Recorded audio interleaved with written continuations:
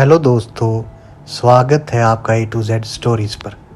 हमारे साथ जुड़े रहने के लिए हमें सब्सक्राइब कीजिए और बेल आइकन को ज़रूर दबाइए। काली माँ ने क्यों रखा था शिवजी महाराज के ऊपर पैर? प्राचीन काल में राक्षस अपनी तपस्या के बल पर ऐसी शक्तियाँ प्राप्त कर लेते थे जिनके सामने टिकना देवताओं के लिए भी मुश्किल हो जाता था। राक्षस अपनी शक्तियों का प्रयोग करके आतंक और भय फैलाते थे। ऐसे ही एक घटना रक्तबीज नाम से राक्षस से जुड़ी है। रक्तबीज का अंत माँ काली के हाथों हुआ, लेकिन इस दौरान गलती से माँ काली का पांव भगवान शिव के ऊपर आ गया था।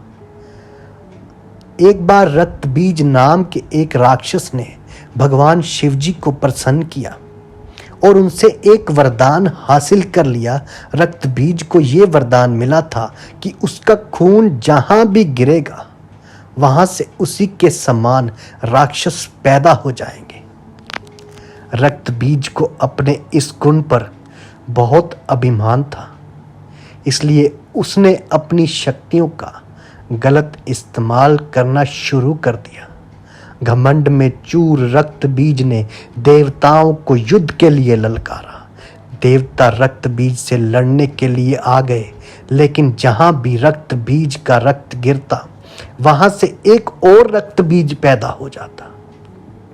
इसका परिणाम ये हुआ कि बहुत सारे रक्तबीज पैदा हो गए, जिन्हें हराने का कोई रास्ता देवताओं को दिखाई नहीं दे रहा था।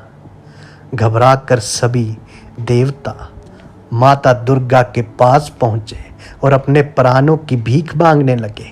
माँ दुर्गा ने रक्तबीज के वध के लिए काली का रौद्र रूप धारण कर लिया।